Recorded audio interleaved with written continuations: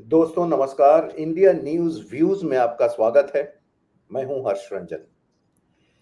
देश के सामने बड़ी समस्याएं पैदा हों तो सरकार उन्हें सुलझाती है।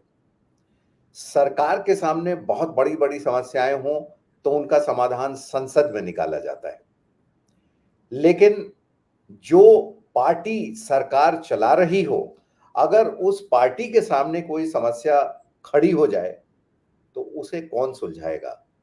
ये तो पार्टी के अंदर ही सुलझाना पड़ेगा, क्योंकि बाहर से कोई मदद नहीं कर सकता है और ना ही कोई सुझाव दे सकता है। और यही हाल है आज देश की सबसे बड़ी पार्टी, बल्कि यूं कहें दुनिया की सबसे बड़ी पार्टी भारतीय जनता पार्टी, जो भारत में सरकार चला रही है। ये विश्व की सबसे बड़ी पार्टी है। इसके सदस्यों की संख्या इतनी ज्यादा है, इतनी डिसिप्लिन पार्टी है। लेकिन हाल के दिनों में ये एक बहुत गहरी और बहुत ही गंभीर समस्या से जूझ रही है। और वो समस्या है कि पार्टी अपने अध्यक्ष, राष्ट्रीय अध्यक्ष पद के लिए किसी व्यक्ति का चुनाव नहीं कर पा रही है। जो पिछले अध्यक्ष हैं, लगातार उन्हें एक्सटेंशन पर एक्सटेंशन दिया जा रहा है, जेपी नड्डा, और अब तो एक्सटेंशन भी खत्म हो गया है। इसी सिलसिले में लगातार पार्टी के वरिष्ठ नेताओं के घर घंटों बैठकें चल रही हैं, लेकिन फिर भी जिस नाम पर चर्चा हो रही है उस पर सहमति नहीं बन पा रही है। पार्टी इस बार चूंकि लोकसभा चुनाव में बहुत अच्छा प्रदर्शन नहीं कर पाई है, पिछले चुनावों से अगर तुलनात्मक तौर पर देखें तो, इस वजह से राष्ट्रीय स्वयंसेवक संघ जिस लाइन पर पार्टी चलती है उसका भी बहुत बड़ा से इस बार पार्टी अध्यक्ष के चुनाव में होने वाला है। और शायद यही वजह है कि उस पर सहमति नहीं बन पा रही है। बीजेपी में अब तक कौन कौन राष्ट्रीय अध्यक्ष रहे, क्या क्या इक्वेशन रहे, इस बार क्या होने वाला है, इस पर चर्चा करने के लिए हमारे साथ उपलब्ध हैं संसद टीवी के पूर्व संपादक और देश के जाने माने वरिष्ठ पत्रकार विशाल दहिया। विशाल हमारे साथ जुड़ चुके हैं। बहुत बहुत स्वागत विशाल। नमस्कार हर्ष जी, धन्यवाद। हमने आज का जो मुद्दा उठाया है वो बस यही है कि इस दुनिया की, देश की जो सबसे बड़ी पार्टी है, जो तमाम समस्याओं का चुटकी में समाधान कर देती है, अपने यहाँ एक अध्यक्ष पद का चुनाव क्यों नहीं कर पा रही है, क्यों देरी है? ये सवाल नंबर ए। और बी, कौन कौन हो सकते हैं इस पद के दावेदार उम्मीदवार? मैं आपके पहले सवाल से शुरू करता हूं और उस सवाल का जवाब समझने के लिए कुछ जो हाल फिलहाल में घटनाएं हुई हैं उनको समझना जरूरी है और कुछ जो तथ्य हैं उनको भी समझना जरूरी है। पहले तथ्यों की बात कर लेते हैं। देखिए, कुछ तथ्य जो कि फैक्ट्स हैं जिनके हिसाब से चलना पड़ेगा, वो ये है कि हर पार्टी का एक संविधान होता है। चाहे वो कोई भी राजनीतिक पार्टी हो, जब वो रजिस्टर कराती है अपने आप को तो उसे अपना एक कॉन्स्टिट्यूशन लिखना पड़ता है, यानी कि नियम होते हैं, उन नियमों के तहत वो पार्टी चलेगी। उन नियमों में ये भी होता है कि पार्टी के अध्यक्ष का चुनाव कैसे होगा, कब होगा, कितने समय तक के लिए अध्यक्ष रह सकता है, कोई अध्यक्ष रह सकता है तो लगातार कितने दिन टर्म तक रह सकता है। भारतीय जनता पार्टी का भी एक अपना संविधान है। उस संविधान के मुताबिक का जो भारतीय जनता पार्टी के अध्यक्ष हैं, जो भी अध्यक्ष बनेंगे, वो 3 साल का उनका कार्यकाल होगा। लगातार 2 बार वो अध्यक्ष रह सकते हैं। महत्वपूर्ण बात ये है कि पार्टी के अध्यक्ष का चुनाव सबसे आखिर में होता है। जो पार्टी के बाकी जो पदाधिकारी हैं, उनका जो चुनाव होता है, खासतौर पे राज्य स्तर पे। अध्यक्ष अपनी कार्यकारिणी ज़रूर चुन सकता है, लेकिन जो राज्य स्तर के जो पदाधिकारी हैं और खासतौर पे जो राज्य स्तर के जो अध्यक्ष हैं इकाई के, उनका भी चुनाव होना ज़रूरी है।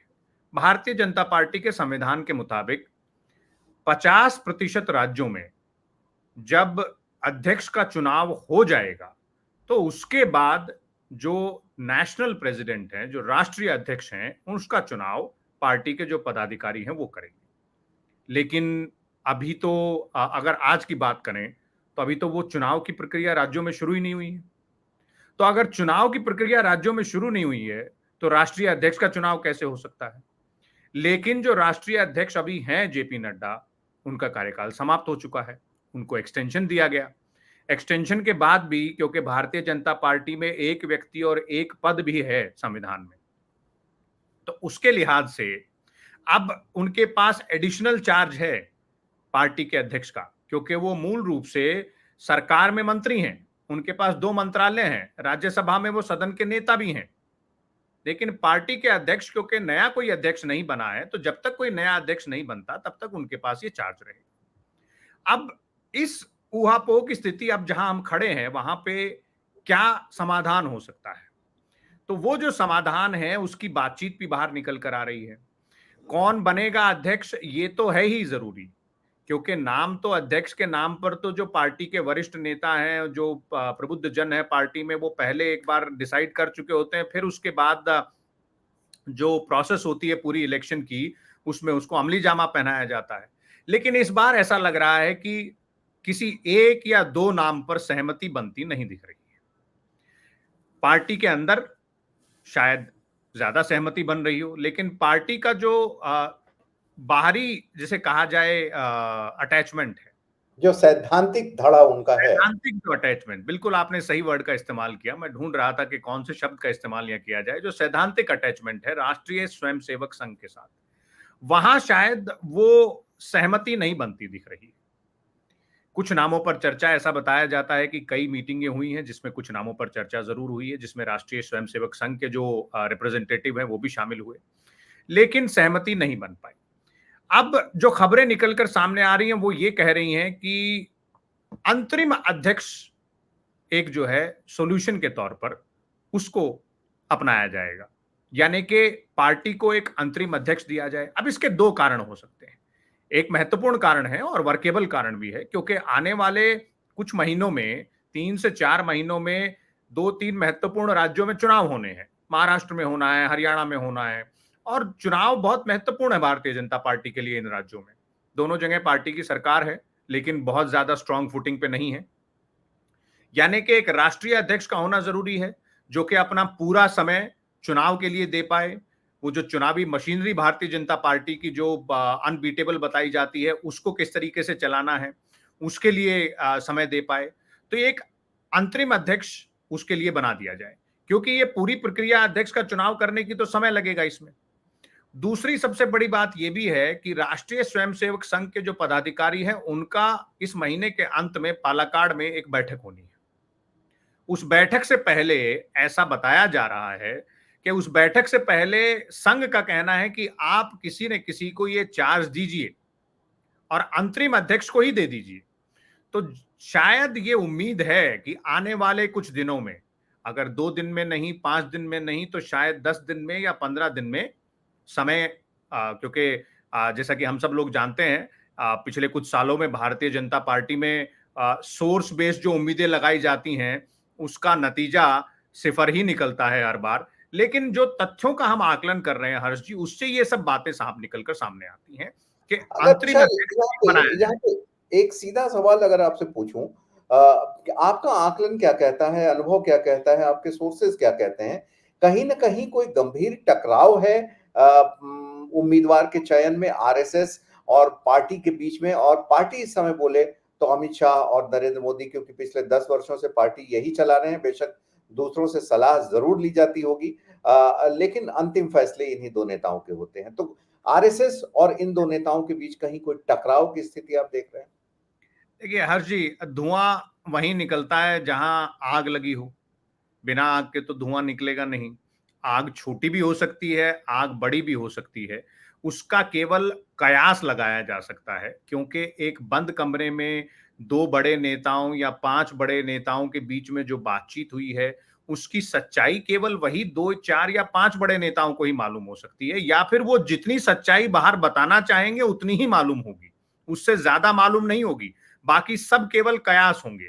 लेकिन अगर खींचतान चल रही है, अगर किसी नाम पर फैसला नहीं हो पा रहा है, उतनी स्मूथ ट्रांजिशन नहीं हो पा रही है जितनी स्मूथ ट्रांजिशन नितिन गडकरी, राष्ट्रीय अध्यक्ष नितिन गडकरी से राष्ट्रीय अध्यक्ष राजनाथ सिंह, और राष्ट्रीय अध्यक्ष राजनाथ सिंह से राष्ट्रीय अध्यक्ष अमित शाह, और राष्ट्रीय अध्यक्ष अमित शाह से राष्ट्रीय अध्यक्ष जेपी नड्डा, ये जो स्मूथ ट्रांजिशन चली, या फिर शुरुआत के जमाने की अगर बात करें तो अटल बिहारी वाजपेयी जी से लालकृष्ण आडवाणी, और आडवाणी जी से मुरली मनोहर जोशी, और फिर उसके बाद वेंकैया नायडू जी, ये जो ट्रांजिशन स्मूथ चलती थी, उसमें अगर कहीं कोई थोड़ी बहुत भी रुकावट कहीं आ रही है, कोई भी रुकावट हो वो, चाहे वो प्रशासनिक रुकावट ही क्यों ना हो, इनर पार्टी एडमिनिस्ट्रेशन रुकावट ही क्यों ना हो, तो उसके पीछे कोई ना कोई कारण तो जरूर होगा। क्या वो संघ और पार्टी के बीच तालमेल की कमी के चलते है? मेरा मानना है कि संघ और पार्टी के बीच तालमेल की कोई कमी नहीं है। तालमेल के लिए एक general secretary organisation Bharatiya Janata party में होते हैं, जिनका सीधा सीधा काम यही है कि वो संघ के साथ तालमेल रखें, ये हम सब लोग जानते हैं। तो तालमेल की कमी नहीं है यहां। जो मुझे समझ आ रहा है कि एक कंसेंसस डिसीजन पे पहुंचने की कमी है। शायद वो कंसेंसस डिसीजन नहीं बन पा रहा है, और वो कंसेंसस डिसीजन नहीं बन पा रहा है। अब इसको अगर पार्टी के नजरिए से देखें तो सीधा जवाब ये हो सकता है कि अभी तो डिसीजन की जरूरत ही नहीं है, क्योंकि अभी तो पार्टी के जो अंदरूनी इलेक्शन होने हैं वही नहीं पूरे हुए हैं। तो जब वो पूरे नहीं हुए हैं तो फिर टकराव की बात कहां से आई, तो फिर कंसेंसस की बात कहां से आई? बिल्कुल सही है, लेकिन फिर भी जो प्रोसेस है वो प्रोसेस भारतीय जनता पार्टी जैसा ऑर्गेनाइजेशन, जो कि चुनाव दर चुनाव दर चुनाव लगातार जीतता आ रहा है, और चुनाव जीतने के लिए आपको संगठन का मजबूत होना जरूरी है। मजबूत संगठन का एक नेतृत्व होता है, और उस नेतृत्व को अध्यक्ष कहते हैं, राष्ट्रीय अध्यक्ष। यानी कि ये जो पूरी इक्वेशन है, पूरी सीक्वेंस है, इसमें कोई तो कहीं कमी है, और वो जो कमी है वो धीरे धीरे कहीं किसी स्वर में निकलकर सामने आती है। कई बयानों को अगर हम आकलन करना चाहें, चाहे वो राष्ट्रीय स्वयंसेवक संघ की तरफ से आए हों, चाहे वो पार्टी की तरफ से आए हों, तो उनसे लगता है कि कुछ थोड़ा सा तो तालमेल में कुछ गड़बड़ कहीं है। तो बिल्कुल। ये हुई अगर तालमेल की।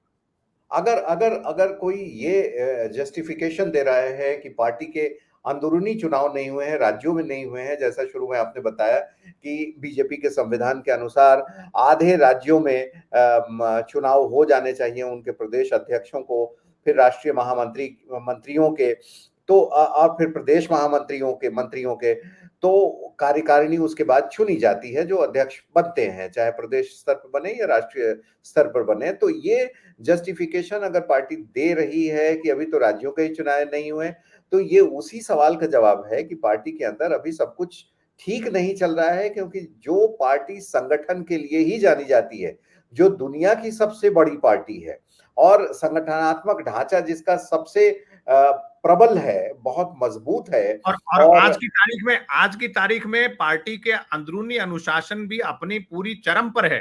चरम पर है, तब नहीं हो रहे हैं, क्योंकि 29 राज्यों में से आप सोचें कि कम से कम 15 राज्यों के चुनाव होने चाहिए जो नहीं हुए हैं।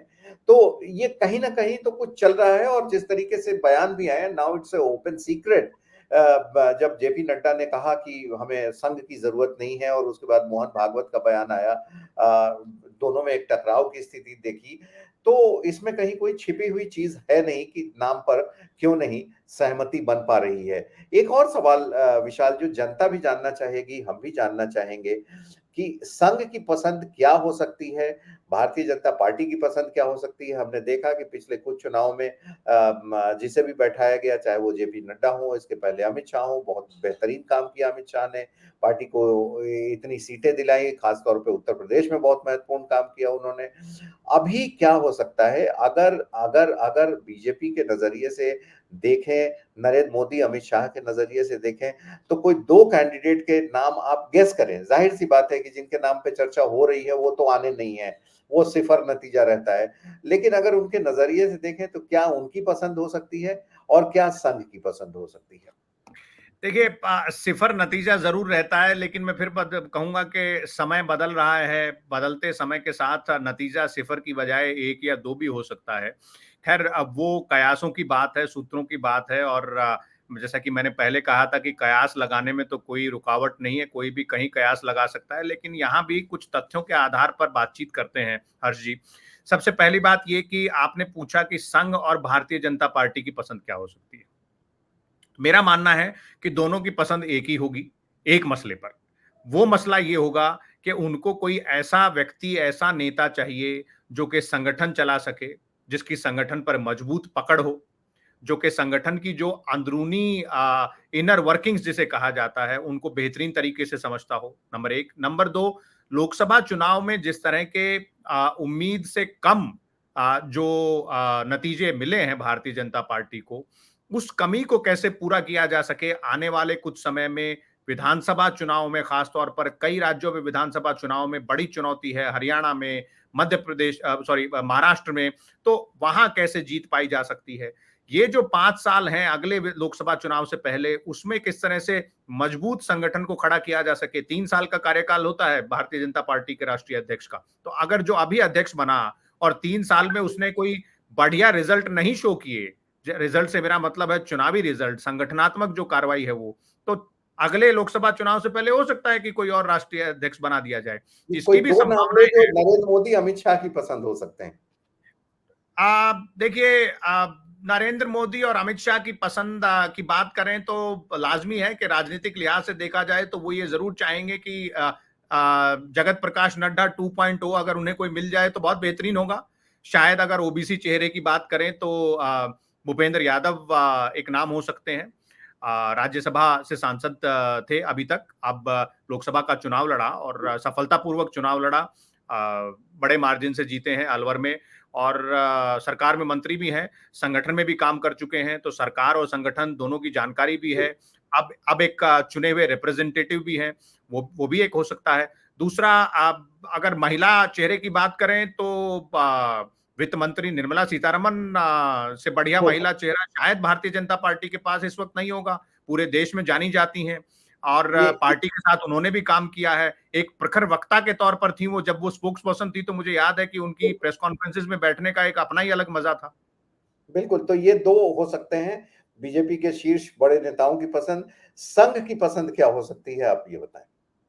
कोई 2 नाम। आ, देखिए, संघ के कई सारे नेता हैं जो कि बहुत सारे, मैं कहूंगा कि मेजॉरिटी ऑफ जो लोग हैं वो संघ के बैकग्राउंड से आते हैं। भारतीय जनता पार्टी में जो बड़े पदों पर आसीन है, खुद प्रधानमंत्री का जो बैकग्राउंड है वो संगठन से उनका जुड़ाव रहा है और काफी लंबा चौड़ा जुड़ाव रहा है। उसके अलावा उनकी सरकार में जो मंत्री हैं उनमें भी लगभग अगर मेजॉरिटी लोग, मैं कहूंगा सभी का तो नहीं, पर मेजॉरिटी का जुड़ाव रहा है, क्योंकि कई ऐसे भी लोग हैं जो कि पहले अफसर हुआ करते थे, रिटायरमेंट के बाद जो है मतलब सरकार में मंत्री बने, पार्टी उन्होंने ज्वाइन की। खैर, अगर संघ की पसंद की बात करें तो क्या संघ दोबारा नितिन गडकरी के पास जाना चाहेगा?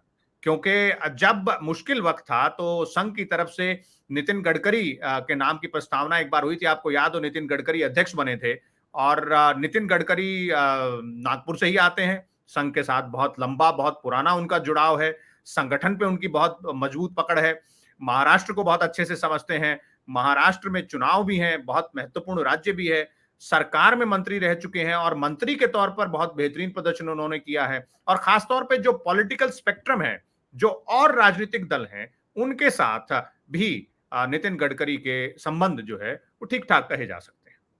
बिल्कुल, तो विशाल, जो ये आपने अंतिम नाम लिया संघ की पसंद, जो कि भारतीय जनता पार्टी के बहुत बड़े नेता हैं, मंत्री हैं, अपनी साफगोई के लिए जाने जाते हैं, जो कहना होता है बेधड़क कह देते हैं, पारिवारिक व्यक्ति हैं, जमीन से जुड़े व्यक्ति हैं और मुझे लगता है कि पूरे देश में बेहद लोकप्रिय भी हैं। हर प्रदेश में across the borders of state, चाहे वो दक्षिण भारत के राज्य हों, उत्तर भारत के राज्य हों, पूर्वोत्तर के राज्य हों, उन्होंने अपनी एक अलग पहचान बनाई है और पूरे देश से नितिन गडकरी ने अपने को जोड़ा है, न सिर्फ अपने व्यवहार कुशलता की वजह से, बल्कि पूरे देश में सड़कों का जाल बिछाकर उन्होंने देश को एक दूसरे से जोड़ा है और इस सिलसिले में वो खुद भी देश के हर व्यक्ति से जुड़ गए हैं, क्योंकि आज जब हम सफर करते हैं सड़कों पर और खास करके एक्सप्रेसवेज और हाईवेज पर, तो कहीं ना कहीं एक बार नितिन गडकरी का नाम जहन में जरूर आ जाता है,